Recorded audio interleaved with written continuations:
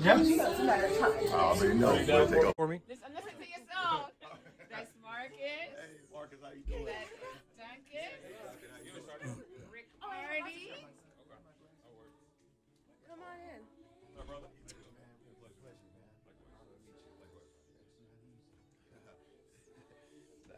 Why didn't we play Hold On so I can sing Monica's part? Can I just like, Sasha with the whole theatrics in here. The praise stand. All right, so because we have to trust. We do. And we Listen, don't. I've had, yes, we all have to at some point. Okay, but hold on. she started to have like sage around the room. She started to like do that the whole thing like The whole atmosphere. The whole atmosphere. I right, love right, it. I'm right, here right, for right, it. right. All right. I'm excited because with gospel music, oh Lord, I'm a little devil over here. Oh, praise the Lord. And look, and so is he, James Fortune. No, okay, don't put me in your mess now. Don't you're a put me in little your devil, mess. and so I need this every day. Wow. We all do. I mean, Yeah. we all do. Myself included. I'm writing Right. that number as well. I mean, hey, you've been right through it. Yeah. You've been right through, and you never waver away from the conversation that you've Yeah. been through abuse. Yeah. Well, that was the most difficult storm I had to go through 5 years ago, not realizing that, as much as I had prayed for other women, as much as Right. I had counseled and ministered to other men who had been abusive in relationships, and women who had survived abusive relationships, to now find myself in a situation where I'm the abuser, where I'm the one that's having to deal with that and go through that. And it's one thing to deal with issues privately, but then when it's public, there's a whole different type of a mental and traumatic mental trauma that puts you through, and you continue to beat yourself up. Of course, people on social media, they're gonna do enough of that for you. Forever. They're gonna do it forever. It never goes away. But for me to be able to show my kids and my son and my daughters, okay, it's not if you'll make a mistake, because you will do some things. And I always share, abuse isn't really a mistake; it's a decision. Right. And it usually happens over time, from verbal to emotional to psychological abuse.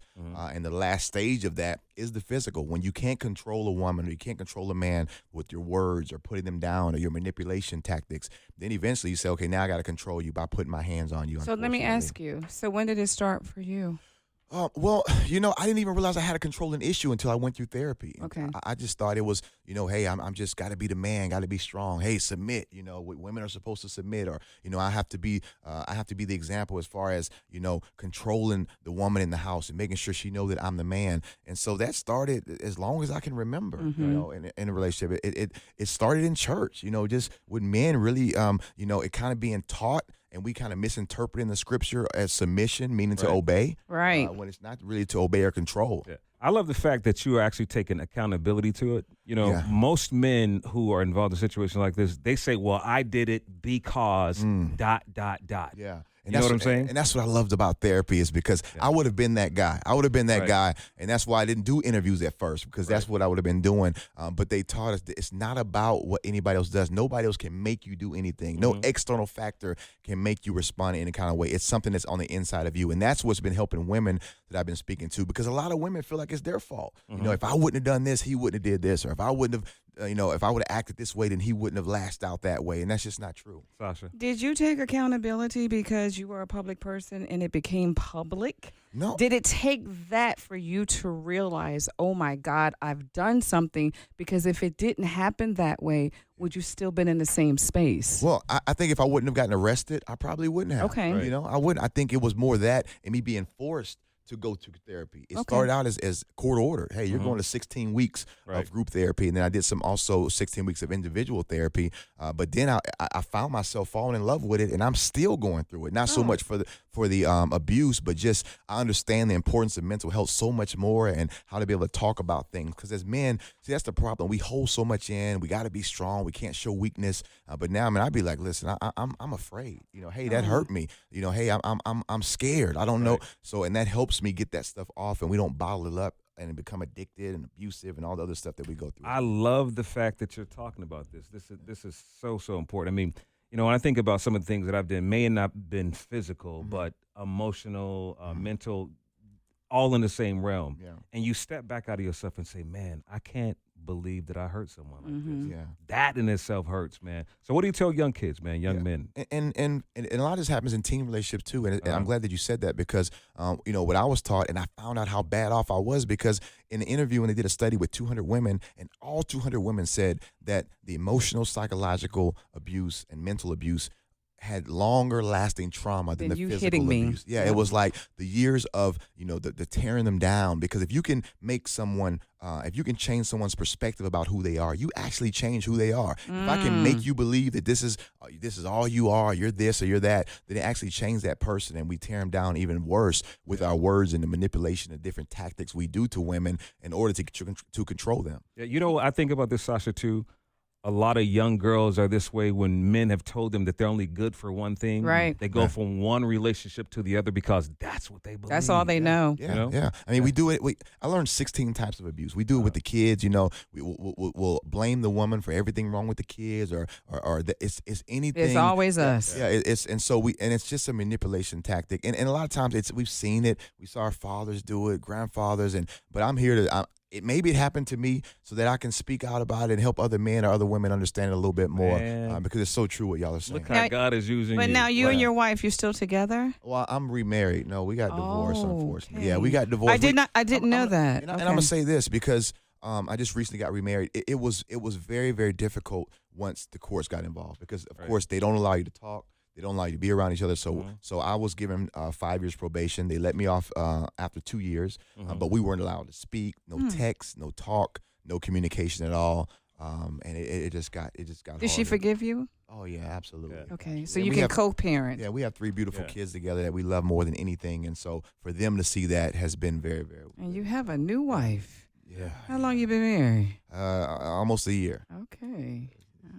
Why you giving the man elevator eyes? I gotta call and check up on sis. I gotta call and check up on her. Make sure she's good. How did? Because she knew your story. Yeah. What did she say to you? Of course, she got all the phone. You better not hit me. She got all the phone calls and people were, it was very, very public. But we kind of met, and she had just gotten almost killed by a drunk driver. And she actually been pronounced dead, and so we were kind of going through at the same time when we met. I was dealing what I was dealing with the divorce and the criminal situation I had, and she was dealing with that. So we kind of bonded, and man, it was just, she really saw my heart. She saw when I was coming from therapy and counseling, I was able to talk about, what I was learning. I was excited. I was like, man, I didn't even know this. I didn't even know that. So, we had a lot of premarital counseling, and her mom's a pastor. My dad's a pastor. Ooh. So we really had a lot of that together. And it's been amazing. So it was tough for the whole family. Yeah. Oh, man. The kids. I mean, at school. Yeah. My kids. Yeah, my kids were, man, your dad, So it was tough for them as well. And the stuff they would see, just having my last name, if they on YouTube, they may be looking up something that they did, and it's gonna pull up mugshot or so they had to deal with that as well. And I think that's what hurt me more than anything, is for everybody to be affected by decisions that I made. Man. Well, you know what? We make mistakes, we forgive, and long as we don't do the same thing over again, we're entitled to that. Because I'm one of those that hold on and be like, whatever. Yeah. I understand. But I'm getting better with that place. Because just listen to you on radio. Yeah. Right. Well, I know. And see, the hardest thing is we do forgive, but the person we don't often forgive is ourselves. And that's the person we need to forgive, because if you don't, you're holding all that resentment, you're angry, you're bitter, and the cycle continues, because hurt people. And so if you can't forgive yourself and say, you know what, I did that, but that I'm not what I did. So James, let me ask you this. I mean, because I see you taking accountability. What were you hurt about? When that happened, or period, when you can trace it back to something. Yeah, there's never an excuse for. And I know bring that, not I don't want to make it about anything other than what I did. Right. As far as like, but Rick has a point. You were hurt about something. There's always something that makes us do what we do. Come on, James. You're not making no excuse. Yeah. Well, yeah. I just don't want to put my ex-wife in it. I don't want to put any other issue in it. That's the one thing I just wanted. It's just about me. It's just about okay. You just said, listen, I'm gonna take this on the chin as a man. I know what I was not supposed to do, exactly, and I did it. Yeah, because I don't want anybody for any moment to feel like there's an excuse for it. I like this. I only want to give anybody an inkling that I understand. No, it's still wrong. It sounds like a boxer to fight. Like Floyd Mayweather would have not told you that his fist was hurting in that fight. That's why he did not complete that fight. He's just not gonna say. I'm not gonna say. Well, you can whisper it in my ear real quick. No. But you put it in the book as well, so people can read your book. Yes. Yeah, absolutely. So did you bring us a copy? You'll get us a copy. I will. Okay, because I'm going to read your book. Yeah, I but will. Book, new music. I love his music. Let's talk about this 10th studio album. Dream Again. Dream Again. I think I'm really excited about this album because a lot of time things happen and we stop dreaming. We feel like, my season has passed. You see other people flourishing, and sometimes you look at your own life and say, you know what, I'm just going to settle for mediocrity. I'm going to just settle for where I am. Right. But I don't think that's the plan that God has for us. If you're still here, it's because God has a reason and He has a purpose for your life. And so I'm encouraging and trying to inspire everyone to dream again, and not only dream again, but dream bigger than ever. Man, look at this. I love it. I love it. Even this show. Like this just starts as a dream. This is a passion, a vision, something that someone saw before it ever happened. So congratulations once again to on the show. Thank you, man. But that's what the album is about, man. Telling people, go out, dream again. Go out for those goals. Continue to hope. Continue to believe that what you saw before can still come to pass. Wow. I feel inspired by him. I know. Yeah. Thank you so much. I appreciate it. You got a toddler running around in the house too, huh? Excuse me. Man. You got another baby. Yeah. You ain't tell me about the baby. Look, I ain't seen nothing about him since I heard that. I ain't even on New his wife, Now, how old's the little one? That one. And what's the baby's name? Jace. Do you want any more? Jace. Well, this was my wife's first, so she definitely wants another one. She was the only child. She said she's not going to be the only child. So. And your other children, how are they adapting to new wife, new baby, another family? Yeah, amazing. I mean, they're 13, 14, and 15. Okay. So they're older teenagers. Two of them in high school already, and they've adjusted. Man, we went through a lot of therapy together. It was important because their life was changed in one moment. Wow. They went. from the school they were at to the place they live. Everything just got shifted immediately, and they were thrown into all of that because of my decision. And so we went through a lot of that together. So 5 years later, man, it's amazing. We have 5 years. Well, he sound like me talking about my story. The mistakes that I've made that caused me to shift away from the house and leave my children there. Yeah. I just lived with that for a very long time, but we're always putting in work. Yeah, I just had one of the biggest breakdowns, man. Like 2 weeks ago, we got done with summer, and man, my son, it's just, for him to leave and just to see him crying, like, he was crushed, man. It's like, man, it's because that's your baby, honey. It's your children. We feel it, honey. We feel it. James Fortune, honey. Whew. Yeah, but it's okay. Because we don't want our children to ever hurt. I go through it, man. With my sons, the oldest is 30. They're all adults, man. But I still look back. Pun intended. I'm very fortunate for where I am. But when I look back, and I always say, man, I could have done so much better. I believe, and we were having this conversation last week, Sasha, that when our children, when they're just kids, when they make mistakes, I believe that we are responsible. And one of the reasons why I really stuck to that is because I didn't do my job as a husband. I stepped out, and it just caused my family just to be all the way over here.